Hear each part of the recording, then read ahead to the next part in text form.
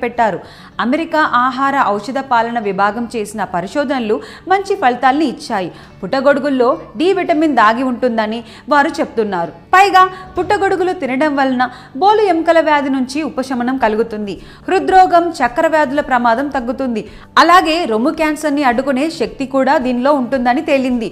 వానాకాలంలో పుట్టల మీద మొలిచే ఈ గొడుగులు రుచిలో సాటిలేనివి. పుట్టగొడుగులలో ఇర్గోథియోనైన్, సెలినియం అనే 2 యాంటీ ఆక్సిడెంట్లు ఉంటాయి.